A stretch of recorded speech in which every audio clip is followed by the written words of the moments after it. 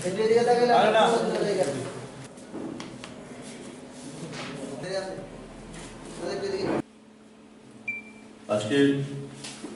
এই সাংবাদিক সম্মেলনে আগত সাংবাদিক, চিত্র সাংবাদিক বন্ধুরা,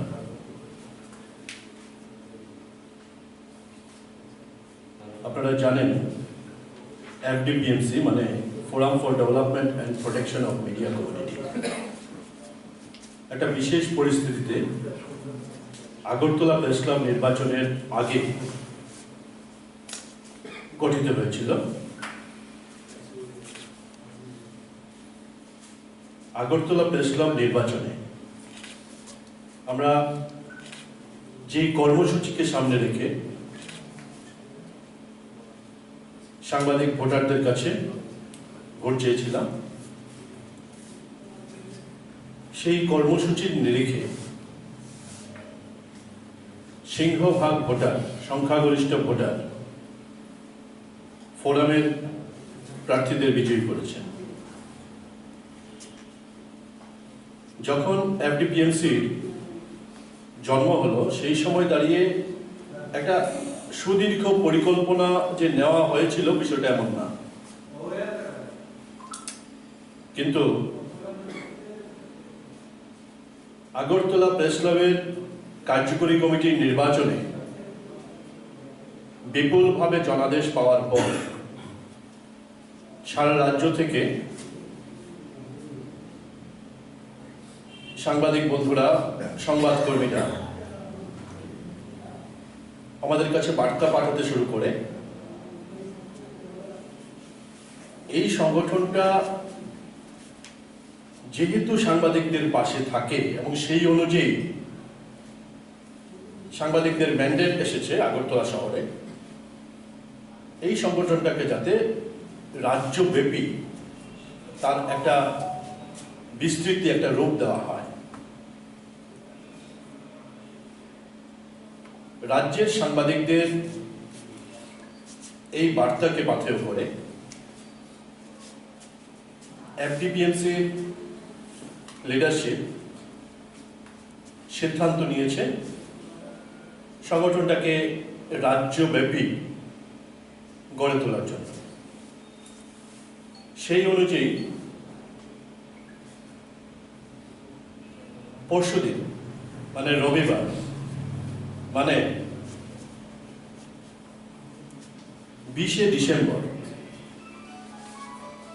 আমরা রাজ্য সম্মেলন করার সিদ্ধান্ত নিয়েছি। FDPMCর রাজ্য সম্মেলন অনুষ্ঠিত হবে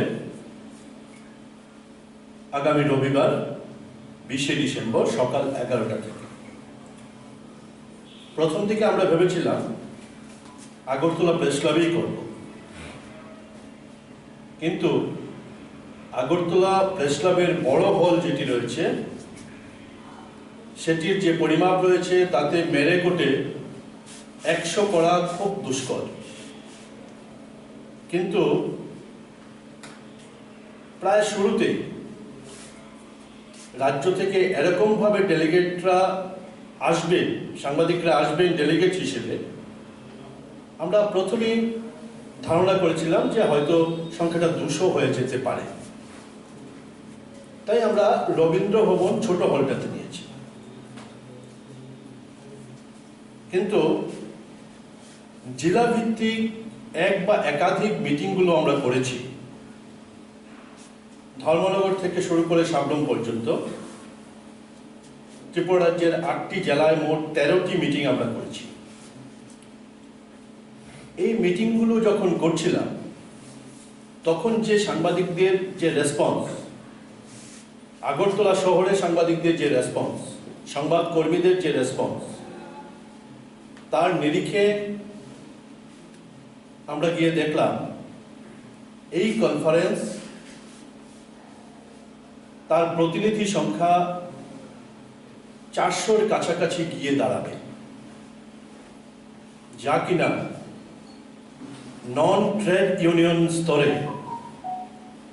নন ট্রেড ইউনিয়নাল অর্গানাইজেশন স্তরে এ যাবৎ ত্রিপুরা রাজ্যের সবচাইতে বড় কনফারেন্স, বড় সংগঠন হতে চলেছে। ট্রেড ইউনিয়ন ছাড়া সাংবাদিকদের যে সংগঠন, সেই সংগঠনগুলোর মধ্যে সবচাইতে বৃহৎ কনফারেন্স এবং বৃহৎ সংগঠন আনুষ্ঠানিকভাবে আত্মপ্রকাশ করবে আগামী রবিবার 20শে ডিসেম্বর রবীন্দ্র ভবনে। আমরা এই সম্মেলন স্থলের নামকরণ করেছি রবীন্দ্র ভবনে হবে। এই ভবনটাকে ওই দিনের জন্য আমরা নামকরণ করেছি আমাদের শহীদ সাংবাদিক সুদীপ শান্তনু ভবন হিসেবে। সুদীপ শান্তনুর নামে সুদীপ শান্তনু ভবন হিসেবে আমরা রবীন্দ্র ভবনকে ওই দিনের জন্য নামাঙ্কিত করেছি, ওই সম্মেলনের জন্য নামাঙ্কিত করেছি। এবং যেই মঞ্চে সম্মেলন অনুষ্ঠিত হবে, সংগঠিত হবে, সেই মঞ্চের নামকরণ করেছি ভূপেন দত্ত ভৌমিক মঞ্চ। ভূপেন দত্ত ভৌমিক মঞ্চ এই নামে নামাঙ্কিত করেছি আমাদের সম্মেলনের মঞ্চ। সম্মেলনে সংগঠনের একটা গঠনতন্ত্র ড্রাফট হিসেবে উপস্থাপিত হবে, যাকে ধরে আগামী দিনের জেলা স্তরে কমিটিগুলো করা হবে। এখানে ফোরামের পক্ষ থেকে প্রতিবেদন উপস্থাপিত হবে এবং 5টি গুরুত্বপূর্ণ প্রস্তাব, এ রাজ্যের সংবাদ জগতের ক্ষেত্রে অতি গুরুত্বপূর্ণ 5টি প্রস্তাব উপস্থাপিত হবে। প্রস্তাবগুলো হলো সংবাদ মাধ্যমের গণতন্ত্র সুরক্ষায় প্রস্তাব, সাংবাদিক সংবাদকর্মীদের উপর, সংবাদ মাধ্যমের উপর যে কোনো ধরনের আক্রমণের বিরুদ্ধে প্রতিরোধ গড়ে তোলার প্রস্তাব, সাংবাদিক সংবাদকর্মীদের মেধাজাত উৎকর্ষতা বৃদ্ধির জন্য এবং প্রযুক্তিগত দক্ষতা বাড়ানোর জন্য কর্মসূচি গ্রহণের প্রস্তাব, দাবি সনদ সম্বলিত প্রস্তাব এবং অভিনবভাবে আমরা এবার যুক্ত করছি যারা অকর্পোরেট ভাষাভাষী সাংবাদিক রয়েছেন তাদেরকে কর্পোরেট ভাষার প্রাথমিক জ্ঞান অন্তত দেওয়ার একটা কর্মসূচি, সেই কর্মসূচি সংক্রান্ত প্রস্তাব।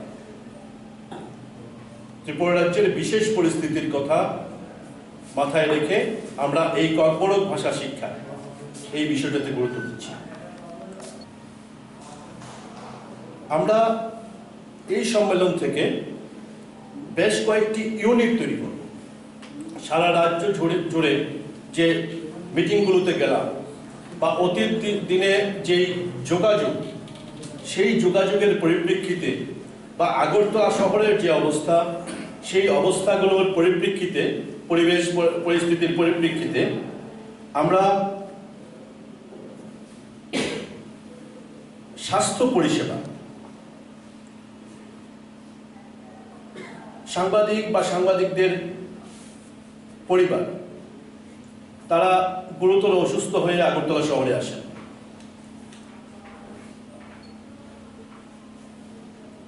আগরতলা শহরে এসে ডাক্তার দেখানোর ক্ষেত্রে সমস্যা হয়, হসপিটালে গিয়ে চিকিৎসা করানোর ক্ষেত্রে, প্যাথোলজিক্যাল টেস্ট করানোর ক্ষেত্রে, বিভিন্ন বিষয়গুলো রিপোর্ট পাওয়ার ক্ষেত্রে নানা ধরনের সমস্যা তৈরি হয়।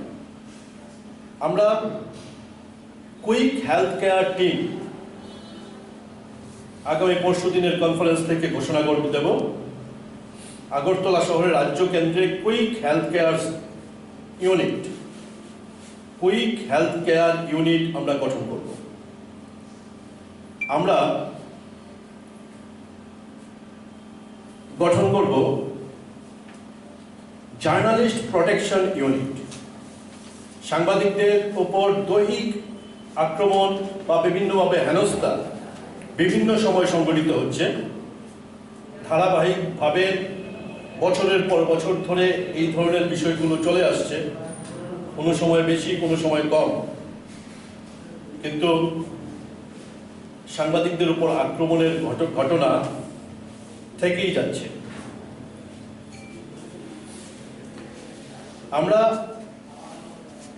সাংবাদিকরা আক্রান্ত হলে তাদের পাশে গিয়ে দাঁড়ানোর জন্য, প্রশাসনের উপর চাপ সৃষ্টি করার জন্য, পুলিশের উপর চাপ সৃষ্টি করার জন্য আমরা পরশুদিনের সম্মেলন থেকে গঠন করব জার্নালিস্ট প্রোটেকশন ইউনিট। আমরা সম্মেলন থেকে কর্মসূচি গ্রহণ করছি ধারাবাহিকভাবে মেধাজাত উৎকর্ষতা বৃদ্ধির কর্মসূচি এবং প্রযুক্তিগতভাবে দক্ষ করে তোলা সাংবাদিকদের কর্মসূচি। তার জন্য আমরা আরেকটা ইউনিট গঠন করব। সেই ইউনিটটির নামকরণ করা হবে বৌদ্ধিকতা বিকাশ ইউনিট, ইন্টেলেকচুয়ালিটি ডেভেলপমেন্ট ইউনিট, বৌদ্ধিকতা বিকাশ ইউনিট। এই তিনটা ইউনিট আমরা করব। সম্মেলনে বিস্তৃতভাবে আলোচনা হবে। আলোচনা হয়ে এই প্রস্তাবগুলো দাবি সনদ, গঠনতন্ত্র সম্পর্কে একটা রূপরেখা এবং প্রতিবেদন, সেগুলো নিয়ে আলোচনা করে একটা কংক্রিট সিদ্ধান্তে আমরা যাব এবং সর্বোপরি সেখান থেকে রাজ্য কমিটি গঠিত হবে। আমরা এই সম্মেলনে রাজ্যের মুখ্যমন্ত্রী, শিক্ষামন্ত্রী এবং মিউনিসিপ্যাল কর্পোরেশনের মাননীয় মেয়র তিনজনকে আমন্ত্রণ জানাবো উপস্থিত থাকার জন্য। আমরা আপনাদের মাধ্যমে রাজ্যের সকল অংশের মানুষের কাছে এই অ্যাপিলটা করতে চাই। এফডিপিএমসি যেহেতু রাজ্যের বৃহত্তম অর্গানাইজেশন হতে চলেছে সংবাদ জগতে, নন ট্রেড ইউনিয়ন স্তরে, তার সাথে মানুষের গণতান্ত্রিক অধিকার অঙ্গাঙ্গিভাবে যুক্ত। কারণ কথিতভাবে হলেও পরেও সংবাদ মাধ্যম গণতন্ত্রের চতুর্থ স্তম্ভ। সুতরাং সংবাদ মাধ্যম যত শক্তিশালী হবে, মানুষের গণতান্ত্রিক অধিকারগুলো সুরক্ষিত থাকবে। এই প্রত্যাশায় আমরা সম্মেলন করতে যাচ্ছি। রাজ্যবাসীর কাছে আমাদের আবেদন, যেহেতু মানুষের গণতন্ত্রের সাথে যুক্ত, আপনাদের নৈতিক সমর্থন আমরা চাইছি। সংবাদ জগতের প্রত্যেক মানুষের কাছে আমরা সক্রিয় অংশগ্রহণ এবং নৈতিক সমর্থন আমরা আবেদন করছি। ভূপেন দত্ত ভৌমিক মঞ্চে, শান্তনু সুদীপ ভবনে আগামী 20শে ডিসেম্বর রবিবার সকাল 11টা থেকে শুরু হবে forum for development and protection of media কমিউনিটির প্রথম রাজ্য সম্মেলন। সবাইকে ধন্যবাদ। বিস্তারিতভাবে ফোরামের আহ্বায়ক বলেছেন। আমার একটি আবেদন সবার কাছে যে এই রাজ্যে সংবাদ জগতের একটা বহু পুরনো ঐতিহ্য রয়েছে। সেই ঐতিহ্যকে বা পরম্পরাকে আমরা ধরে রাখার চেষ্টা করছি। সবাইকে একসাথে নিয়ে প্রিন্ট, ইলেকট্রনিক্স, সাপ্তাহিক, পাক্ষিক সবাইকে নিয়ে আমরা একসাথে দীর্ঘদিন ধরে আমরা পথ চলেছি। আগামী দিনেও পথ চলার জন্য অঙ্গীকারবদ্ধ আমরা।